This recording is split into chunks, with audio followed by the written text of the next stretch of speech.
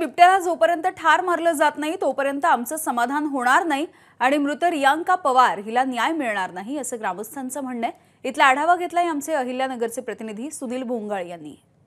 अहिल्यानगर तालुक्यातील खारेकर, जुने, लिंबळक आणि इसळक या गावांमध्ये काही दिवसांपासून बिबट्याचं थैमान पाहायला मिळतं आहे आणि या बिबट्याला ठार मारण्याची परवानगी मिळावी यासाठी ग्रामस्थांनी मोठा लढा दिलेला होता आणि या लढ्याला आता यश आलेलं आहे। या नरभक्षक बिबट्याला ठार मारण्याचे आदेश हे देण्यात आलेले आहेत। ग्रामस्थ आहेत, त्यांच्याशी बोलणार आहोत।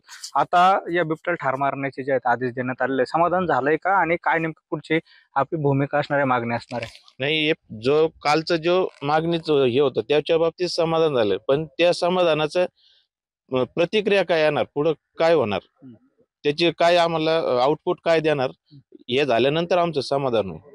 जोपर्यंत बिबट्या मारत नाही नरभक्षक तोपर्यंत आमचं समाधान होणार नाही। हे 31 तारखेपर्यंतच मुदत दिलेली आहे, त्यामध्ये हे होईल असं वाटतं। आता 31 तारखेपर्यंत मुदत दिली शासनाने, पण 31 तारखेपर्यंत ते शोधला गेला पाहिजे किंवा मारला गेला पाहिजे, ही आमची प्रमुख मागणी राहील।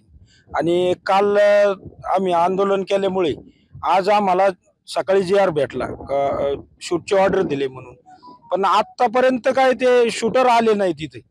आता शूटर किती येतात किंवा कसे येतात, त्यांचं पुढलं काय नियोजन राहील हे सगळं आल्यानंतर ठरेल। एकंदरीत जर बघितलं तर आता या नरभक्षक बिबट्याला ठार मारण्याचे आदेश हे देण्यात आलेले आहेत। थोड्याच वेळामध्ये वन विभागाचे जे शूटर आहेत तर ते या ठिकाणी पोहोचतील आणि पुढची कारवाई करतील। मात्र जोपर्यंत या बिबट्याला ठार मारत नाही तोपर्यंत आमचं समाधान होणार नाही असं ग्रामस्थांचं म्हणणं आहे। कॅमेरा पर्सन प्रसाद सह सुनील भोंगळ, एबीपी माझा, खारेकर, जुने, अहिल्यानगर। एबीपी माझा, उघडा डोळे बघा नीट।